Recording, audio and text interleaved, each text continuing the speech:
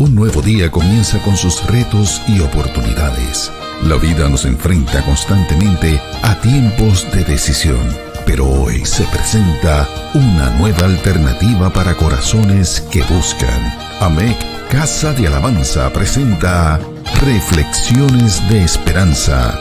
Palabras de aliento para nuestro diario vivir, con el pastor Misraín Esquilín.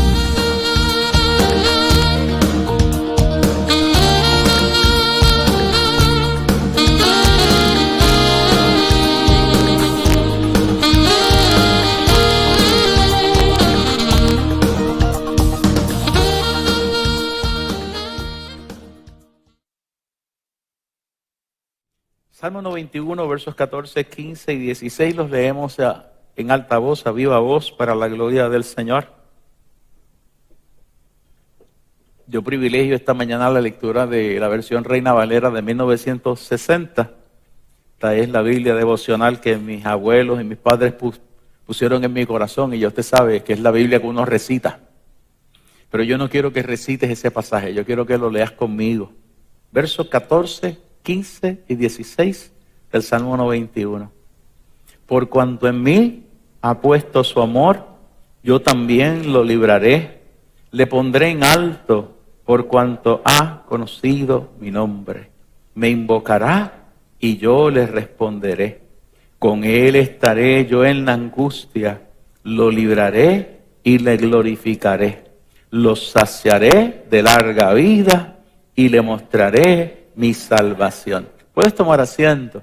Llevamos varios meses insertados en el análisis de este salmo, y ya creo que es de todos conocidos que tenemos frente a nosotros a un especialista en las alturas. Ha ido a habitar al abrigo del Altísimo y a morar bajo la sombra del Omnipotente, y después que nos ha dicho que ha conocido varias manifestaciones del carácter de Dios, y lo sabemos por los nombres de Dios que utiliza, se ha encontrado con un amigo que se ha convertido en su interlocutor. Y en los versos del 3 al 13 le dice todas las cosas lindas y buenas que él ha podido encontrar mientras ha habitado al abrigo del Altísimo y morado bajo la sombra del Omnipotente. Pero es la tercera figura que se inserta en este salmo, en el verso 14, quien nos ha robado el corazón, porque Dios sale al encuentro de estos dos amigos que están en diálogo y comienza a insertar en 3 versos unas bendiciones maravillosas. Ya sabemos que son 8. Y hemos estado trabajando con la octava de esas bendiciones hace varias semanas. Le mostraré mi salvación. Y una de las primeras cosas que nosotros hicimos como parte del proceso fue comenzar a desmontar el vocabulario. Y nos encontramos que este proceso o esta dinámica de mostrar la salvación, en hebreo Ra, tiene que ver con varias dimensiones de lo que es experimentar, revelar, discernir, conocer, ver, saber, razonar, pero sobre todas las cosas celebrar lo que es la salvación del Señor. Y yo les hablaba un poquito acerca de esta experiencia de la revelación de la salvación, lo que es discernir la salvación, conocer lo que es la salvación, saber de qué me salvan, saber para qué me salvan. Hablaba también de la experiencia de la salvación. ¿Qué significa experimentar la salvación? Cuando el salmista, por ejemplo, en el Salmo 51 me dice que él sabía que había pecado porque había perdido el gozo de la salvación. ¿Qué significa eso de el gozo de la salvación? Y eso, ¿usted lo tiene o no lo tiene? Es bien difícil de explicarlo. Usted o lo tiene o no lo tiene. Y es como una válvula que el Espíritu Santo pone aquí dentro para hacerte saber, no que eres un santo que no pecas, sino que estás buscando el rostro del Señor y que vas en la dirección correcta. Nunca nos hemos sentado a hablar acerca de la experiencia de esa revelación de salvación que Dios le da al cristiano cuando busca la presencia del Señor para vivir con calma, vivir con paz. Y usted ve CNN y ve las noticias de Fox y de ABC y lee el New York Times y lee Wall Street Journal, y después que usted los lee, usted los cierra y dice, todo esto está corriendo de capota. Pero yo sé que hay un Dios que está sentado en su trono es alto y sublime, Él sabe para dónde vamos porque yo he estado en su presencia, aleluya. Y conociendo que he estado en su presencia, Él es el que rige los cielos y la tierra, porque de Jehová es la tierra, el mundo, su plenitud, todo lo que en Él habita. O sea, no lo domina Biden, no lo domina Trump, no lo domina Putin, no lo dominan los turcos, los talibanes. Quien es Rey de reyes y Señor de señores, tiene un plan de trabajo y se va a cumplir, porque se va a cumplir, porque se va a cumplir. Y a su nombre sea la gloria. Eso es parte del proceso de lo que nosotros sabemos y tenemos que descubrir cuando vamos a esa experiencia de fe, esa experiencia de revelación. Pero tenemos las manos llenas con este tema de Dios. Yo voy a la presencia del Señor, habito al abrigo del Altísimo, moro bajo la sombra del Omnipotente. Y una de las cosas que descubro allí es que Dios tiene que estar constantemente afinando mi vida para darme la certeza de que yo sé no solamente qué es la salvación, sino de qué me han salvado. ¿De qué me han salvado? Y esto es bien importante y les voy a explicar por qué. Porque la mayoría de nosotros, particularmente aquellos que nacemos y nos criamos en la iglesia, nos paramos frente al espejo y decimos, ok, acepté a Cristo, me lavó con su sangre, ya yo no tiro piedras, no velo al policía, no tengo palabras descompuestas en mis labios, no hago cosas estrambóticas, como dice uno de mis nietos, no tengo este asunto de estar peleando con la soberbia y demás, porque todo eso lo tengo bajo control. ¿Por qué me tienen que estar revelando de qué me salvan? Entonces, lo que usted ve en ese tipo de expresión, o que puede captar en ese tipo de expresión, es la ausencia de la revelación de esa dimensión de la salvación. Usted y yo aceptamos a Cristo como nuestro Salvador, y nosotros no dejamos de ser pecadores. Seguimos siendo pecadores, con la noticia de que estamos constantemente recibiendo esa presencia del Espíritu de Dios que quiere trabajar con nosotros para que lo que yo hacía ayer ya no lo haga hoy. Y que la versión mía, la 2.0 para el día 22 de agosto, sea mejor que la versión 1.0 del día de ayer. Y ese es un trabajo que es constante. ¿Y cuándo termina eso? Cuando Él me llama a su presencia, o cuando Cristo aparezca en las nubes a buscar su pueblo. Pero yo creo que esto necesita como un poquito más de colores, porque usted no tiene una idea la cantidad de correos electrónicos y de notas que yo he recibido de veteranos en el Evangelio haciendo preguntas sobre este tema. Mire, en primer lugar, nos tienen que salvar del pecado. Nos tienen que salvar del pecado, porque el pecado nos aleja de Dios y de sus propósitos. En segundo lugar, usted va a esa presencia y usted descubre que el pecado es algo que está naturalmente en usted, pero al mismo tiempo es una decisión. Lo repito. No hay peleas bíblicas con esto. La Biblia tiene todas las bases y las estructuras para hacerte saber que nosotros nacemos con esa propensión por dentro, pecamos, nos rebelamos. Pero al mismo tiempo el pecar es una decisión y las dos cosas corren de manera paralela.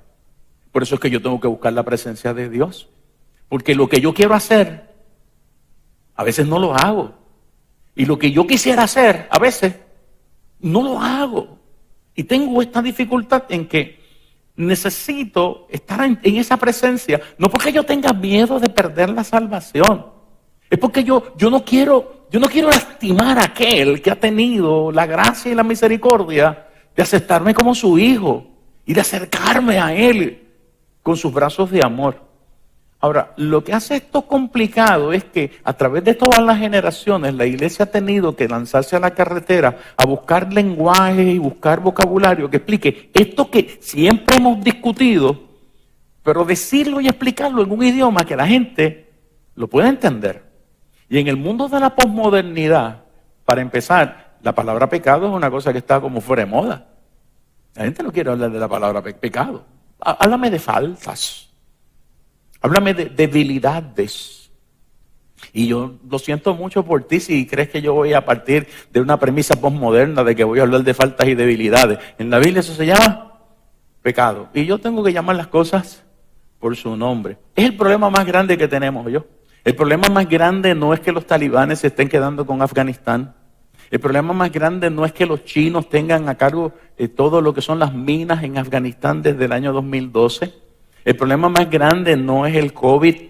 El problema más grande no es la crisis sociopolítica que tenemos con los inmigrantes entrando por el sur de Estados Unidos. El problema más grande que tenemos se llama pecado. Es pecado. Y en todas sus variantes y en todas sus formas, porque afecta a la santidad de Dios, lastima su sentido de justicia, es una afrenta al Señor. Y en segundo lugar, porque este tema de pecado no es simplemente algo que afecta a mi relación con Dios. Cuando uno estudia teología, no se da cuenta de que el pecado tiene un carácter tetradimensional. Y eso sonó como a domingo, ¿verdad? Tetra de cuatro dimensiones. Afecta mi relación con Dios. Pero afecta mi relación conmigo mismo. Afecta mi relación con los demás.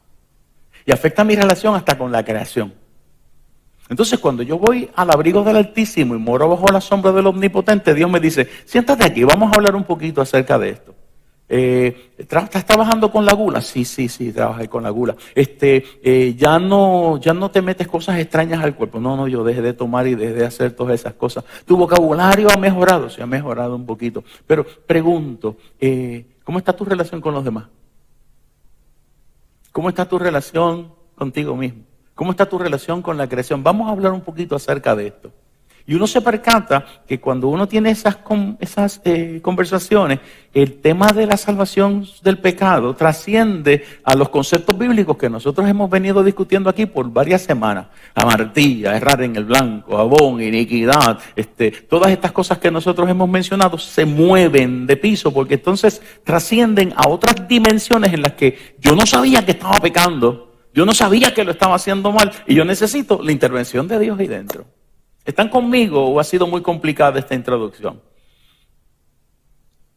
Un escritor que yo he mencionado en varias ocasiones y yo creo que Elisa lo llevó a conocer, Gabriel Facre, el que escribió The Christian Story, decía que el pecado me aliena de Dios porque me hace perder esa imagen que Dios me ha dado y que el proceso de salvación no es simplemente que yo pueda sentirme liberado, sino que yo pueda ver que esa imagen que Dios me ha dado se enciende y que yo puedo tener esa chispa activa moviéndose dentro de mi corazón y eso lo hace el Señor.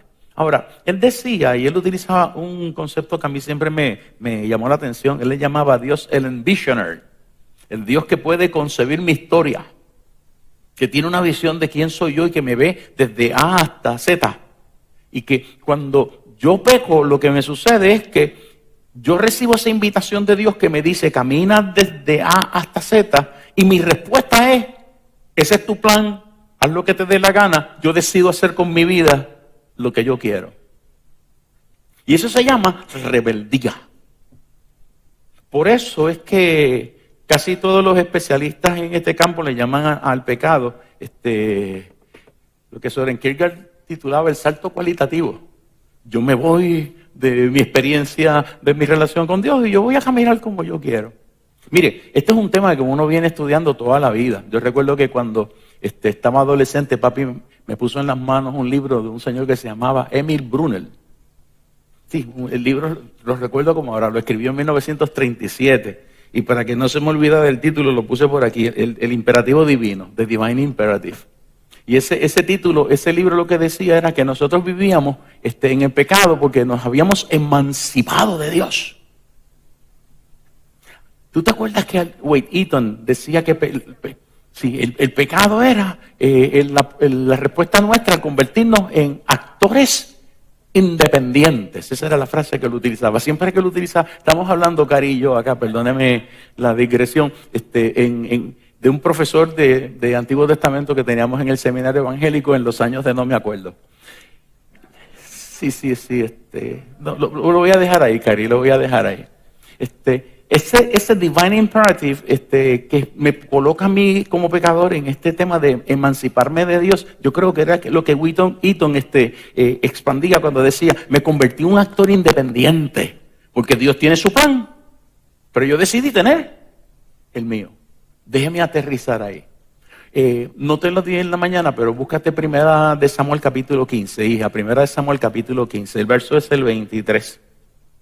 El verso 23. Si trajiste una Biblia, ábrela, úsala. Primera de Samuel capítulo 15 y verso 23. Yo voy a la presencia del Señor, subí al abrigo del Altísimo, llegué a la sombra del Omnipotente, me estoy gozando allí con su majestad y su santidad. Y Dios me dice, ¿cómo vamos con el tema de la rebeldía?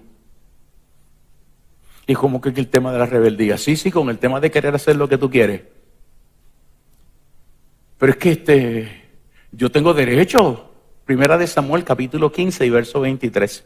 Yo tengo derecho, yo soy un ser pensante y tú me diste libertad, perfecto. ¿Y la libertad la estás utilizando para mantenerte dentro de mi plan de trabajo o estás utilizando la libertad que yo te he dado para hacer lo que quieres? Miren lo que dice 1 Samuel capítulo 15 y verso 23. Porque como pecado de adivinación es la rebelión, y como ídolos e idolatría, la obstinación. Oiga cómo lo dice en Nueva Versión Internacional. La rebeldía es tan grande como la adivinación y la arrogancia como el pecado de la idolatría. Voy a dejar ese verso ahí porque lo voy a insertar inmediatamente en la aplicación.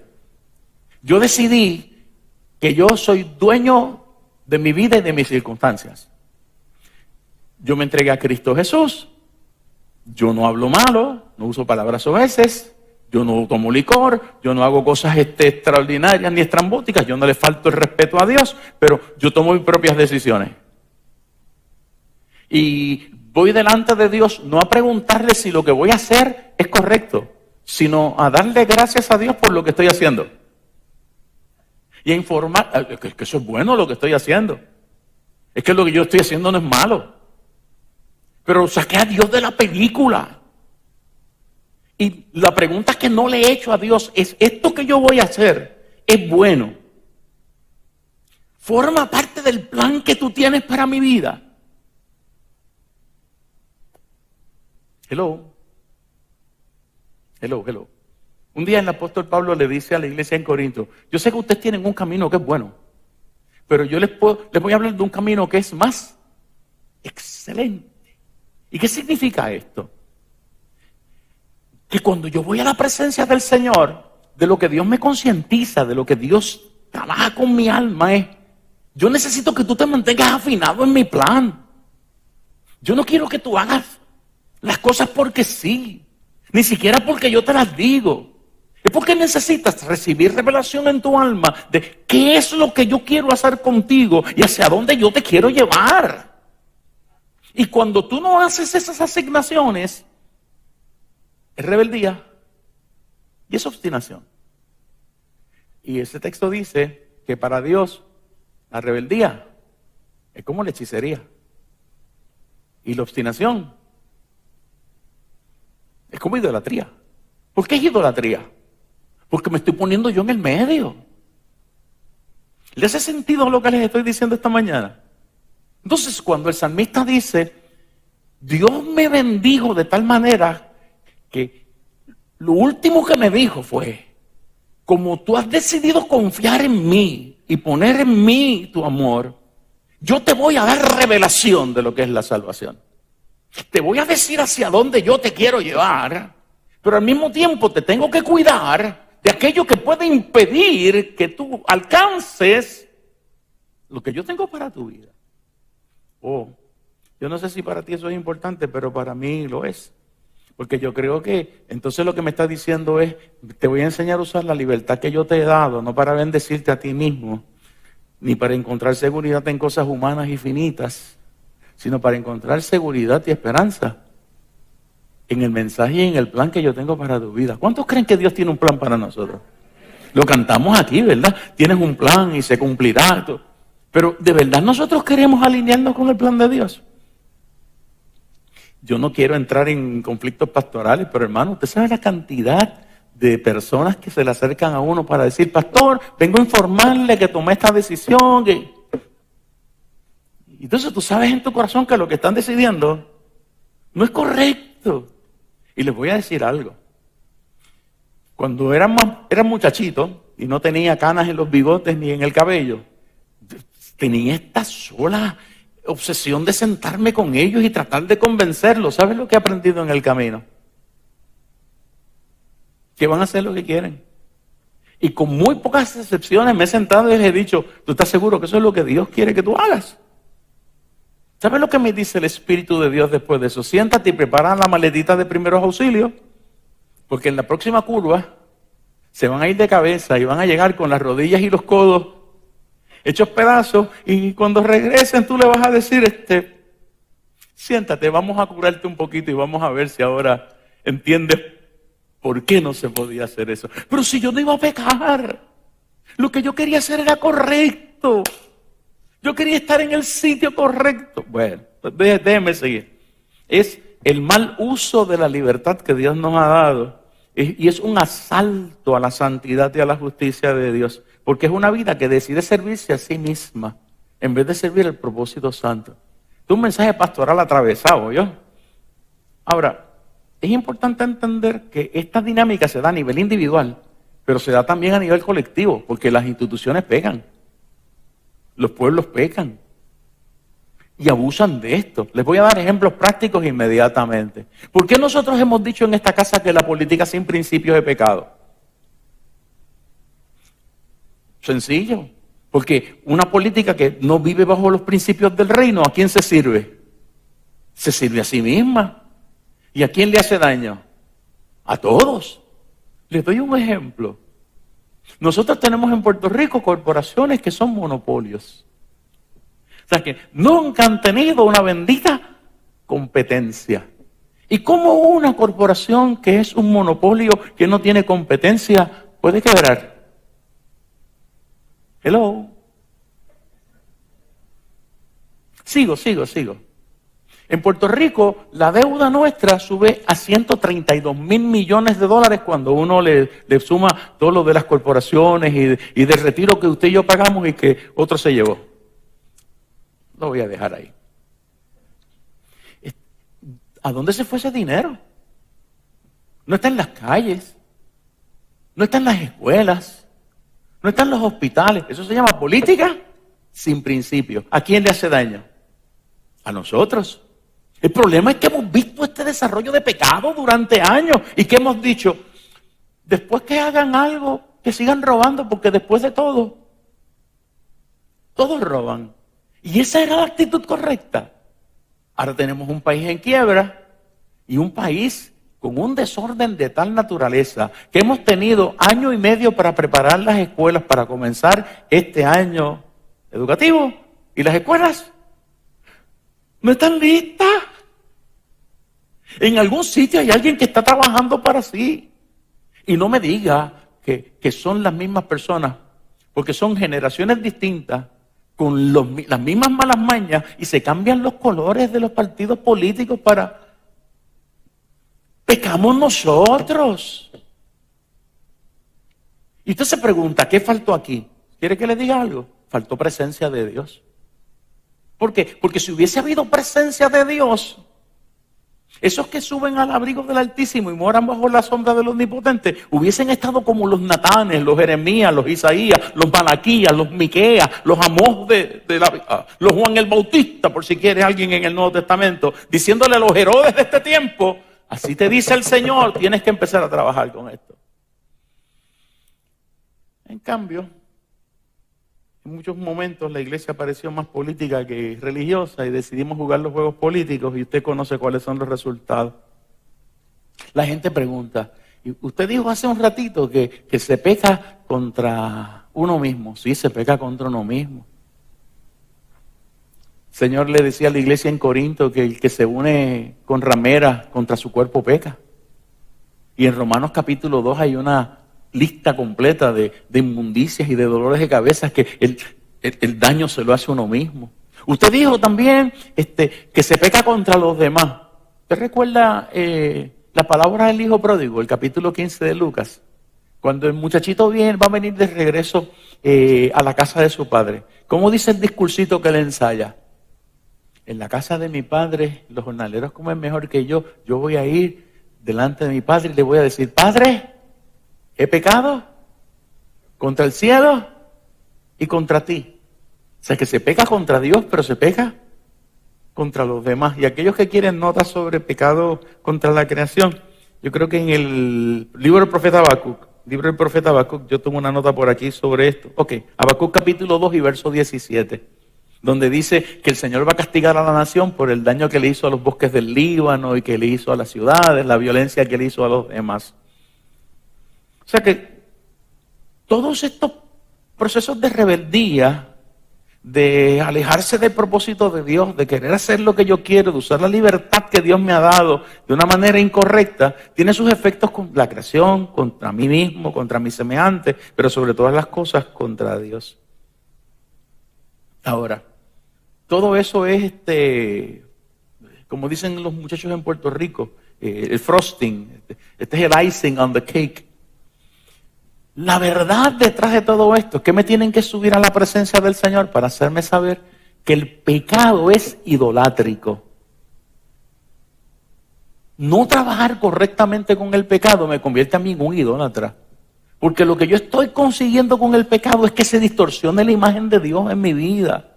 Y yo estoy creando una imagen de un Dios para mí que es una perversión, es una corrupción del principio bíblico.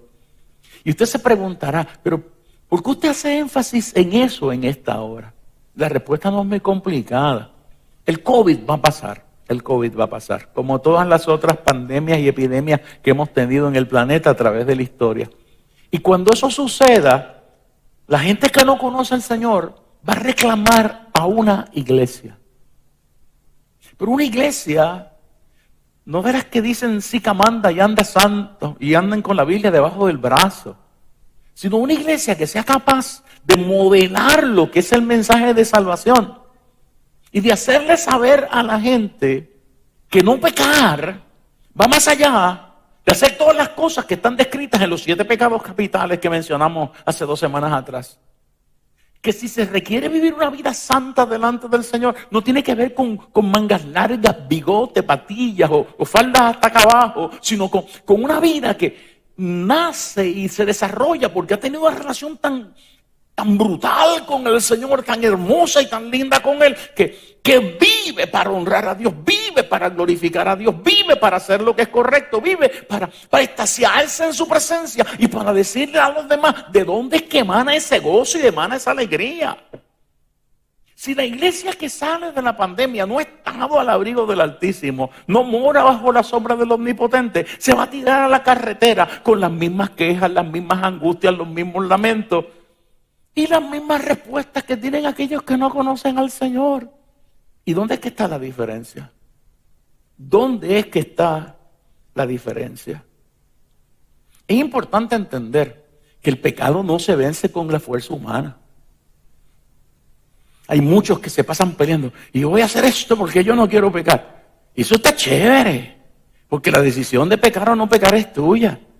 Pero si yo pudiera controlar la naturaleza pecaminosa con la fuerza humana, con la voluntad humana, la cruz del Calvario no hubiese sido necesaria. Lo tengo que explicar otra vez. Nosotros necesitamos de la presencia de Dios y de la participación del Espíritu Santo, porque esa presencia y esa participación son las que me convencen a mí de que aun cuando yo no estoy tomando, aun cuando yo no estoy metiéndome drogas al cuerpo, aun cuando yo no estoy pecando contra mi cuerpo y aun cuando estoy haciendo el mejor esfuerzo para no pecar contra mi semejante, queda aquí dentro algo que solo Él puede revelar, aleluya, para que sea el Espíritu Santo de Dios el que ponga esa fuerza en el corazón y me diga, aquí está la liberación y por aquí es que yo te quiero dirigir. Voy a dar este ejemplo y me parece que es vital. Estoy a mediados de los años 90, de la década del 90. Estoy terminando de pastorear la Iglesia Bautista de Jerusalén y recibo una invitación de nuestros hermanos de las iglesias bautistas americanas para ser pastor nacional hispano. Y déjeme decirle, yo sentí que eso era una oferta poderosa de Dios. Y cuando vi las puertas que se estaban abriendo, dije, esto tiene que ser Dios. Como quien no quiere la cosa, puse una solicitud en una universidad en Estados Unidos. Después, con algunos amigos, me enteré que habían 2,000 y pico de solicitudes. Escogieron 2 personas. Una de las personas que me escogieron a mí. Y usted dice, esto fue Dios. Esto fue Dios. Todas las becas del mundo usted las pone ahí sobre la mesa. Y cuando ve todas esas becas y esas ayudas, usted dice, esto fue Dios. Esto es Dios. Vamos a las entrevistas y cuando termino la entrevista, recuerdo a esta mujer, yo no sé si tú le llegaste a conocer, Janet Blue, que era parte de Human Resources de las iglesias bautistas americanas allí en Valley Forge. Ya está con el Señor. Me llama y me dice, yo no estoy supuesto a decirle esto, pero usted ha hecho la mejor entrevista y necesito que me entregue su calendario de relocalización. ¿Qué usted entiende? Dios está en ese asunto. Dios está en ese asunto. Termino mis procesos y recibo una llamada de un querido amigo a quien yo tengo el privilegio de llamar pastor y mentor, José Norat Rodríguez, Josi. Y me dice, hiciste una entrevista extraordinaria hoy, quiero comer contigo. Y nos fuimos a comer a un restaurante en el King of Prussia Mall, allá en Valley Forge. Y me siento con él y usted sabe, hablan de la inmortalidad del cangrejo y todas las cosas que usted se puede imaginar que hablan los amigos cuando nos encontramos en la diáspora. Y a mitad de conversación me dice, vas a ser nuestro candidato. Ay, qué bueno, Yossi. Espero haber satisfecho los requisitos mínimos. No, sí. Sabemos que tú eres la persona para hacer este trabajo. Pero creo que es una equivocación el que vengas para acá. ¡Bum! ¿Cómo que una equivocación? Una equivocación. Mira, tú eres un espíritu libre, esa fue la frase que utilizó. Y te vas a ahogar en la burocracia de estas oficinas. Porque vas a tener que pedirle permiso a 3 para poder mover un papel de un escritorio a otro. Esa metáfora fue poderosísima. Been there, done that. You know that, my sister. Una de las cosas detrás de esto fue, me dijo, es más, yo no te veo ni con los bautistas. Cuando pase el tiempo tú no vas a estar ni siquiera en las iglesias bautistas. Yo le estoy hablando de 1995, 1996. Y yo le pregunté, maestro, mentor, ¿y qué tú harías? Pues con mucho gusto y con mucho amor escribiré una carta. Se la diriges al secretario general y a la directora de Recursos Humanos diciendo gracias por la oportunidad, pero que Dios te está dirigiendo a otro sitio. ¿Sabe algo? Yo sentí un balde de agua fría.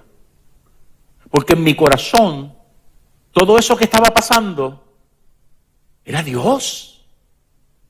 Pero cuando yo me fui a orar y a buscar el rostro de Dios, ¿sabe lo que me dijo Dios? Yo tengo 3 ofertas para ti. Y la tercera es la que tú vas a aceptar.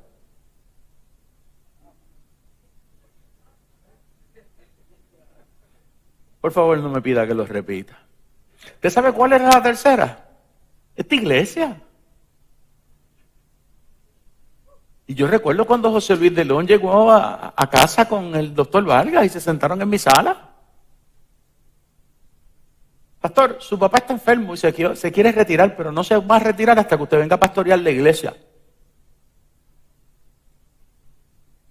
Y yo había recibido esa llamada de papi y yo le dije que no. De hecho, papi me había invitado a predicar a la iglesia en la calle Colchado. Y yo me paré en ese púlpito y yo le dije a ustedes que yo no venía a pastorear esta iglesia.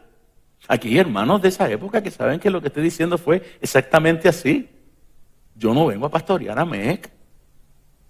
Eso no es de Dios, Dios no me ha dicho eso. ¡Tadán! 25 años más tarde.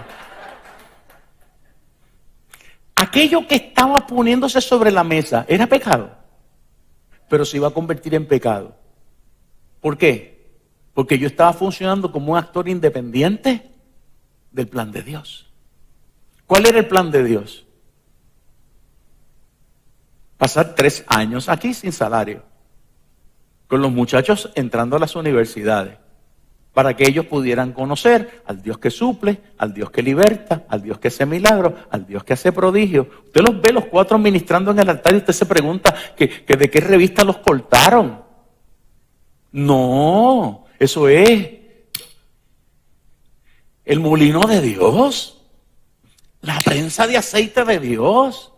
La que está dirigiendo el servicio una mañana se me acercó y me dice, necesito un diccionario de Shakespeare y vale $500 y yo no tengo salario. Y hubo que tirarse de rodillas y orar para que el Señor trajera el dinero para que ella pudiera tener su diccionario. ¿Usted entiende lo que yo estoy diciendo? Me convierto en un actor independiente de Dios. A lo mejor tuviesen todos los títulos del planeta, pero se hubiesen perdido. O no hubiesen ni siquiera arrancado en el desarrollo de los ministerios que Dios puso sobre ellos. ¿De quién es la responsabilidad? Te pregunto, ¿tú le hablaste a Dios y le dijiste lo que quieres hacer mañana? ¿O fuiste donde Él a pedirle que te diera la bendición porque ya tú decidiste lo que... Diga, Padre.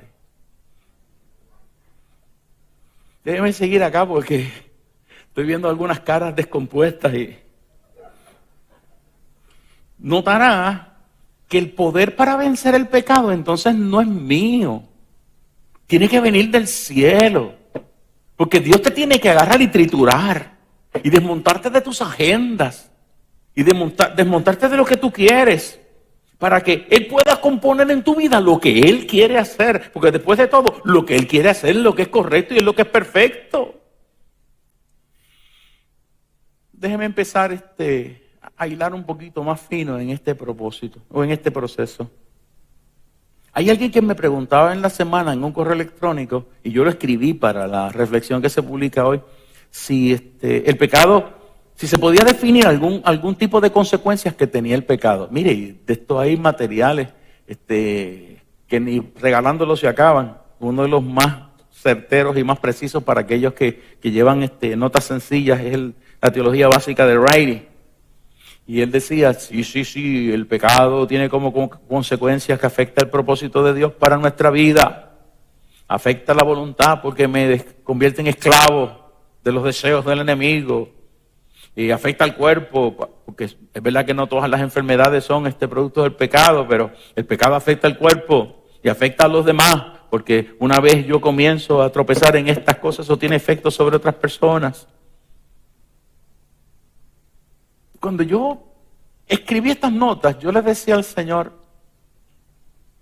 ¿por qué tú quieres que yo enfatice tanto en esto con el pueblo en la mañana? Y me dice, ¿por qué hay pecado en el pueblo? Hay pecado en el pueblo. Y le dije al Señor, hay idolatría, hay adulterio. No. Hay fornicación, hay consumo de sustancias controladas. No es eso. Hay soberbia, hay orgullo, hay gula. No es eso. Hay violencia. No. Hay rebeldía. Hay rebeldía. Porque hay mucha gente que dentro de la dinámica de trabajar con la pandemia han seguido a convertirse en actores y actrices independientes del plan de Dios.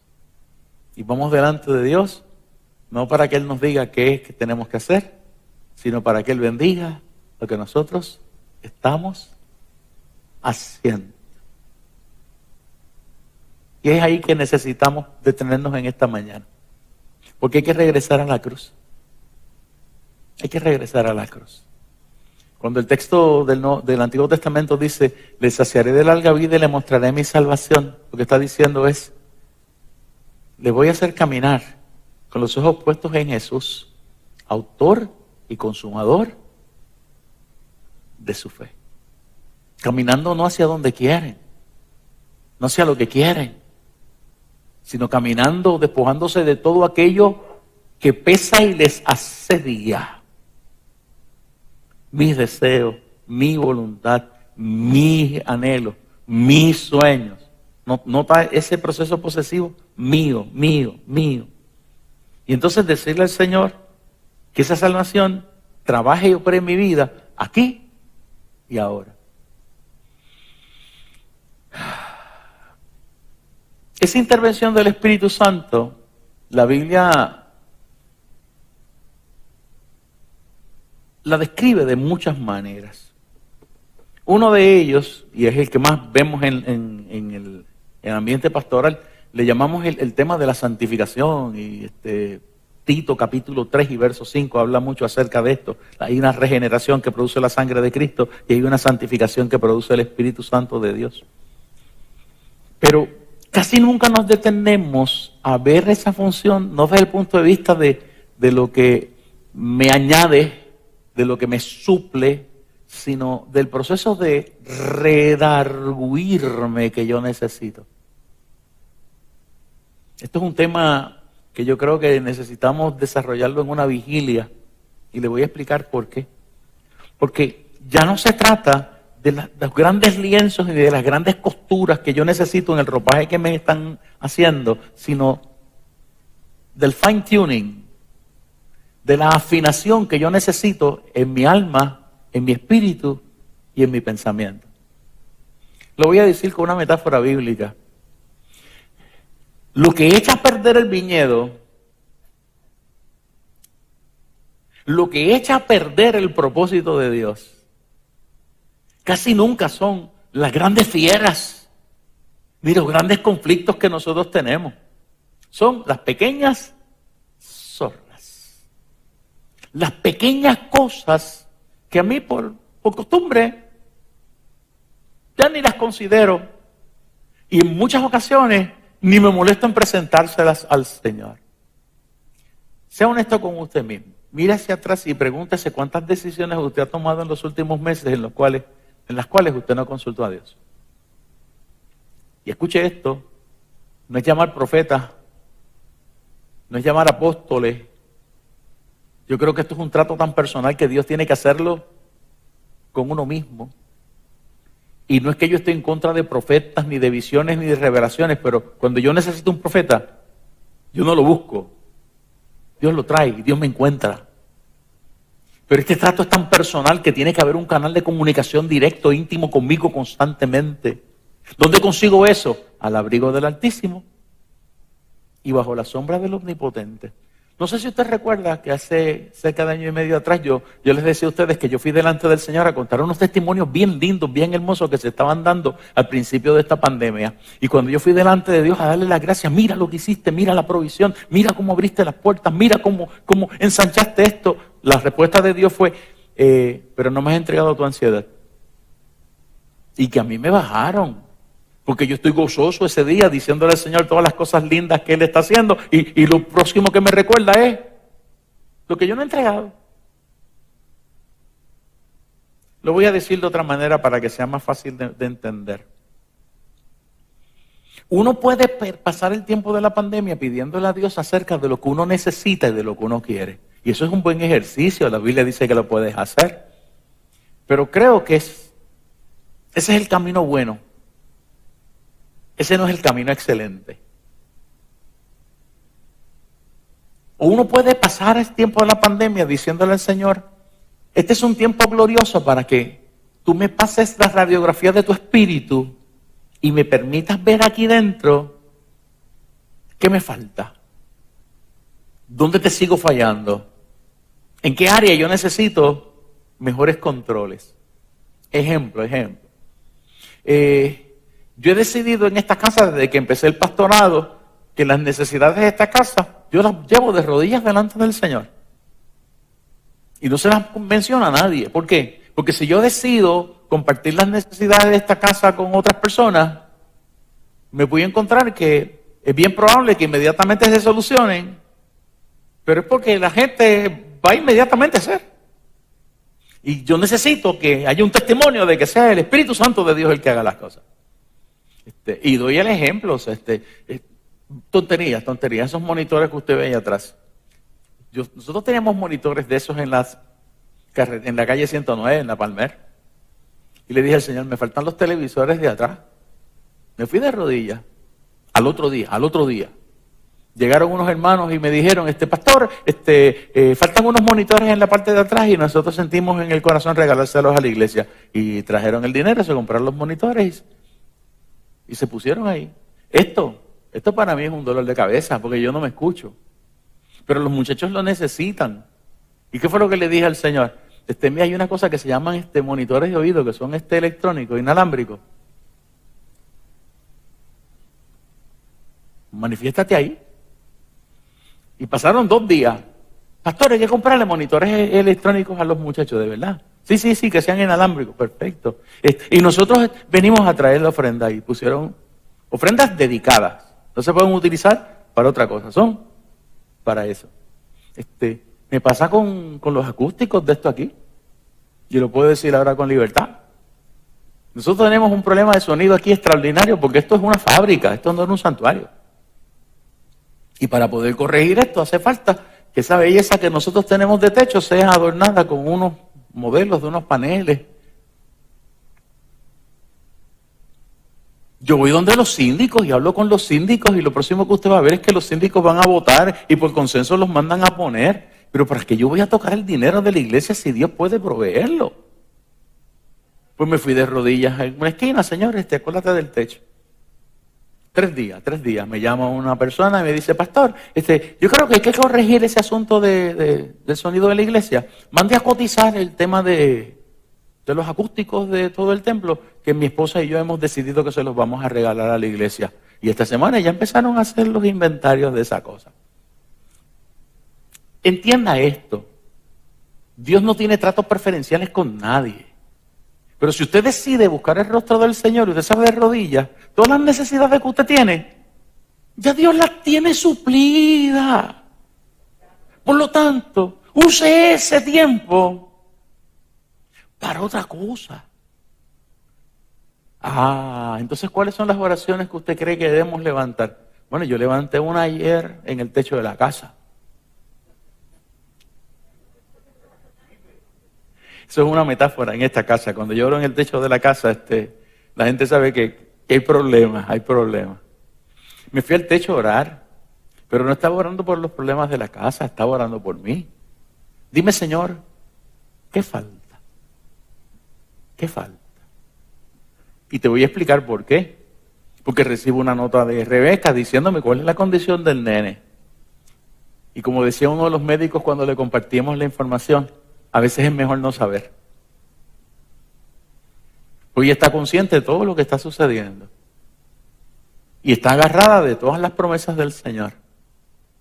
Y entonces yo me voy al techo a decirle al Señor, Padre, esos muchachitos la están pasando de manera complicada. Y la voz de Dios fue bien sencilla. ¿Tú me vas a pedir que yo lo sane o me vas a pedir que yo haga mi voluntad?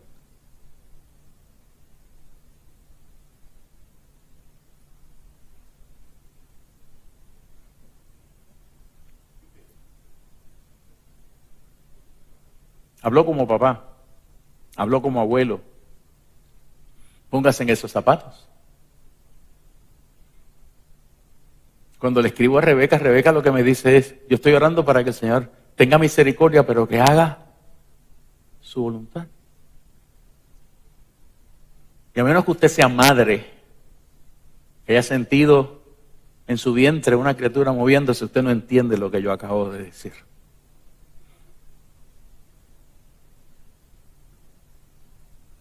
¿Con qué se compra eso? ¿Con qué dinero se pagan estas cosas? ¿Qué ofrenda puede traer una diferencia en esta noticia que tú y yo estamos manejando? ¿Dónde consigo presencia y fuerza para el corazón en un ambiente como ese? Al abrigo del Altísimo y bajo la sombra del Omnipotente. Porque en ese lugar Dios me muestra lo que es su plan de salvación y cómo el terror nocturno, la saeta que vuela de día, la pestilencia que anda en oscuridad, se acomoda y forma parte del plan que Dios tiene para nuestra vida. ¿Por qué a veces tiene que decir, con Él estaré yo en la angustia? Oh. ¿Entiendes dónde estamos esta mañana? Pues entonces eso tiene que ir más allá de simplemente orar para que el Señor me enseñe a no pecar. Porque hay una naturaleza en mí que yo tengo que estar rindiendo constantemente. Y eso solo lo puedo conseguir con la participación constante y activa de la presencia del Espíritu Santo de Dios sobre mí. Termino con esto. Cristo me salva de todas estas cosas por un proceso que la Biblia llama arrepentimiento, metanoia. Y la verdad es que, como bien decía Gabriel Facre y yo les compartí a ustedes la semana pasada, es renunciar a ese ego trip. Porque ese self-service de yo querer que es lo que es mío y es para mí, es la ruina más grande de cualquier creyente. ¿Sabe que ese es el proceso que descabeza a todos los teólogos de la prosperidad? Porque es una vida cristiana conjugada en primera persona posesiva. Es mío, es de mí, es para mí. Entonces vivo en ese ambiente de es mío, es para mí. Y Dios te dice, ni es tuyo, ni es para ti. Porque cuando me aceptaste como tu Salvador, debes haber aprendido a decir que ya no vives tú. Vive Cristo en ti. Ya no vives para ti. Vives para glorificarme a mí. Es más, tu cuerpo ni es tuyo. Porque yo pagué por Él en la cruz del Calvario. Y yo lo he convertido en templo del Espíritu Santo. Así que tú vives prestado en un cuerpo que no es tuyo, es mío. Y no puedes hacer con Él lo que tú quieras. Por eso es que no lo puedes marcar, porque no es tuyo. Por eso es que no lo puedes dañar, porque no es tuyo. Por eso es que lo tienes que cuidar, porque no es tuyo, me pertenece. Y me pertenece tanto que el día que yo quiera esa propiedad conmigo, lo que tengo que hacer es decir, mándenme esa propiedad. Y eso le llaman la redención de la propiedad adquirida. Efesios capítulo 1. Yo decido por tu vida y decido por tu muerte. Y desde que me conociste has comprendido, y si no, tienes que comprenderlo, que vivir es Cristo y morir es ganancia. Como diría Calderón de la Barca, en llegando a esta pasión, un volcán, un Etna hecho, quisiera arrancar del pecho pedazos del corazón. Que fe, justicia o razón negar a los hombres sabe, un privilegio tan suave y excepción tan principal, que Dios le ha dado un cristal a un pez, a un bruto y a un ave. Este es el diálogo de ese inmundo en la vida de sueño, pero con una digresión. Calderón de la Barca decía que la vida es sueño y los cristianos decimos que la vida es Cristo. Amén. Invitación para cerrar esta reflexión pastoral.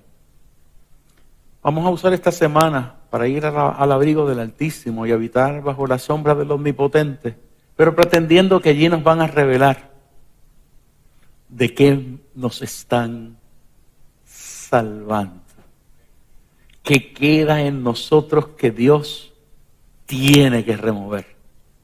¿Y qué falta en nosotros que Él tiene que añadir? Al final del camino vamos a ver que Él y solo Él es glorificado. Inclina tu rostro. Vamos a hablar con el Señor. Ha llegado el momento de que nosotros tengamos que responder a la invitación que la palabra nos ha hecho en la mañana de hoy. Decidir convertir este púlpito en un taller para reflexionar pastoralmente no es fácil, pero era necesario. Porque lo que es relevante e importante de cualquier invitación que Dios nos hace por la palabra es que nosotros seamos capaces de entender lo que Dios nos está diciendo y que podamos reaccionar a ello. Y hoy puede haber entre nosotros amigos y amigas, hermanos y hermanas que o no conocen al Señor o lo conocieron y se apartaron. Y hoy han estado escuchando una palabra que ha sacudido sus corazones y creen que es un buen momento para entregarle sus vidas a Jesús, entregarle sus vidas a Jesús. O reconciliarse con Él si es que en algún momento tomaste esa decisión y le abandonaste. Por razones de prudencia no te puedo invitar a pasar al altar. Pero si quieres a Jesús como tu Salvador o quieres reconciliarte con Él, puedes levantar tu mano donde tú te encuentras. Dios te bendiga, hija. ¿Alguien más para el Señor? ¿Alguien más para el Señor? Los que están a la distancia a través de los modelos de transmisión de esta casa pueden tomar esa decisión también. Cada plataforma tiene sus instrucciones. Decida por Cristo Jesús. Entréguele su vida a Jesús. Es la decisión más importante y la más seria que jamás usted habrá tomado. Le producirá mucha alegría y mucho gozo, pero sé que le va a transformar para siempre. Aproveche esa oportunidad. La iglesia se pone de pie para hacer un llamado adicional, pero esta vez para los hermanos y hermanas que están presentes o que están a la distancia en sintonía con nosotros. Les saciaré de larga vida y le mostraré mi salvación. Tiene que ver mucho con los planes que nosotros creemos que son de Dios. El viernes teníamos una conversación de sobremesa aquí en la casa después que terminé el programa de radio. Y uno de los hermanos me decía, pastor, yo estaba recién llegado a la casa cuando se estaba aprobando el primer proyecto de construcción de la casa. Planos listos, certificados y licencias para construir. Pero a mí me sorprendió el que la iglesia no pudiera estar viendo lo que yo estaba viendo y yo estaba acabando de llegar a la casa. Cuando los planos se terminaron, el costo más barato de la producción, de la construcción de ese edificio era 17 millones de dólares. El más elevado, 22 millones de dólares. Y recuerdo que después que se terminaron todas las cosas, que estábamos listos para iniciar, y gente del exterior lista para poner el dinero y arrancar a construirlo. Una reunión de síndicos, llegó con esta sola incomodidad al corazón y los ancianos me dijeron, pastor, esto se ve bien chévere, pero como que no es. Y le dije que no es. Porque orando en el techo, la palabra que el Señor me dio fue bien dura. Eso es un edificio para honrar tu personalidad. Eso es un culto a ti. Pastor, si lo construimos le fallamos a Dios. Si no lo construimos perdemos como $300,000. Preferimos perder el dinero. Y esa decisión fue por unanimidad. Y esos planos se dejaron en una esquina. Que Dios ha traído esa cantidad de dinero, N cantidad de veces a la casa después. Esos son otros $20. ¿Por qué te cuento esto? ¿Qué nosotros queríamos construir? ¿Un bar? No. ¿Qué queríamos construir? ¿Un parque de pelota? No. ¿Qué queríamos construir? ¿Un negocio para lucrarnos? No. ¿Qué era lo que íbamos a construir? Un santuario. ¿Y Dios puede estar en contra de que uno haga un santuario? Sí. Sí. Porque cualquier cosa que no lo glorifica a Él es pecado. Porque si no lo glorifica a Él, glorifica a alguien o algo que no es Dios. Es bien difícil que puedas tener un proyecto o con un dolor de cabeza como ese que te acabo de presentar, y lo hice a propósito. Pero con tu mano sobre tu corazón, pregúntale al Señor en esta hora, ¿qué proyectos de vida yo estoy desarrollando que no te glorifican a ti? Eso es lo que es difícil. ¿En qué tarea puedo estar involucrado, Dios, que no te esté dando a ti la gloria? Y sé, Señor, que no es malo lo que quiero hacer. No es perverso. No es ni siquiera self-serving. Pero tú estás de acuerdo con lo que yo estoy haciendo, con lo que yo quiero hacer. Abre tu corazón y dile al Señor. Quizás ni siquiera soy capaz de verlo. Pero abre las ventanas de los cielos y envía tu Santo Espíritu y revélame. Sermón Cristiano. También nos puedes escuchar en las siguientes redes sociales: Facebook, YouTube, Instagram, Twitter. Además de las aplicaciones para celulares, Android y iPhone en nuestra página sermoncristiano.tv.